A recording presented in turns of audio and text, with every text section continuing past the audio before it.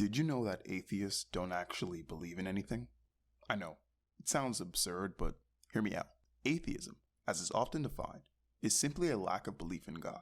So if that description is accurate, then atheists, by their own definition anyway, hold no positive beliefs or commitments about reality, given that not believing in God isn't exactly a claim about the nature of science, philosophy, logic, or morality, making the case that there's actually no coherent basis for taking any atheistic position on anything seriously.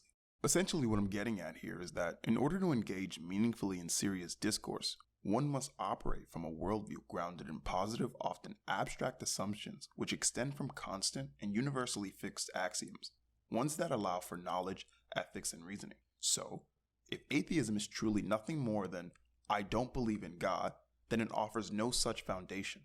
Wait a minute, that's not fair. I'm an atheist, or I know a bunch of atheists, and they actually believe in X, Y, and Z, so you're just strawmanning.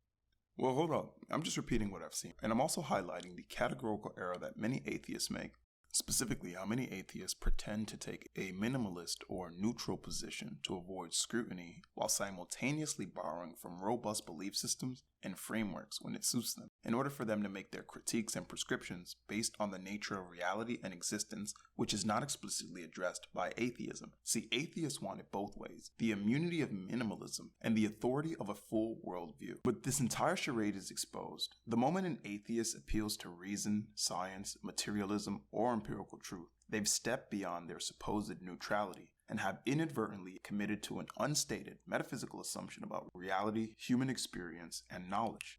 And as the laws of epistemology and logical consistency dictate, once you do that, you can no longer hide behind the label of simply lacking a belief in God. And you're now in the marketplace of ideas, and you will be forced to grapple with the consequences of your convictions. It's simple, really. Either atheism is just a lack of belief in God, in which case it should be excluded from serious philosophical or scientific conversation, or it's more than that, and atheists must own and defend the deeper assumptions that they rely on. I don't think that I'm asking for too much. Some will instinctively push back. You're misrepresenting the position. But that's exactly the problem. If atheism is only a lack of belief in God, then it should have no further claims riding on it. The moment you apply a little pressure, it starts functioning as more than just, I don't believe in God. You notice that philosophically, scientifically, and morally, there is an undertone to atheism. I want to be nice though, and take a moment to lay out the main objections to this argument, and then I'll explain why they don't work. Atheists reject theism, but that doesn't mean that they have no worldview. Atheism is just a lack of belief in God, and because of its neutral applicability, it tends to pair well with naturalism, scientific realism, or secular humanism. That's exactly my point. Once you step beyond the realm of simply lacking a belief in God to positive metaphysical claims or assumptions about reality, knowledge, morality, logic, reasoning, you've adopted a rigorous worldview with presuppositions that demand justification. You can't claim just lacking a belief in God to dodge scrutiny while wielding these frameworks. Atheism isn't a worldview. It's only a position on one question, or an answer to the question of whether or not God or gods exist. Our broader beliefs belong to other philosophies and are irrelevant to the topic of discussion. Well, if your atheism requires additional frameworks or worldviews to address knowledge, ethics, and existence, then atheism alone is incomplete, which proves my initial point. An atheist offer nothing in the realm of philosophy or scientific discussion, since their entire answer is, I just don't believe in God.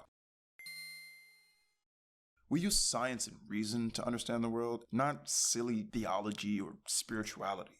Science and reason themselves rest on immaterial assumptions about the way the world works, the intelligibility and uniformity of nature, the reliability of cognition, the validity and consistency of logic. Claiming atheists can simply adopt science and reason without metaphysical commitments is simply a reflection of their fundamental misunderstanding of epistemological grounding.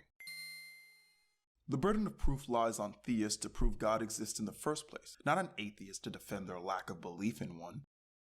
That's true, but that's a bit of an irrelevant point, as I'm not arguing for the validity of theism whether or not God exists. So this just seems like a failed attempt at sidestepping the epistemic responsibility that comes with the belief systems and worldviews you're stealing from. It is true that belief claims require justification. Any worldview that makes positive claims about existence must be defended and given an account for. Mere lack of belief in God doesn't exempt one from defending the broader worldview that they operate within.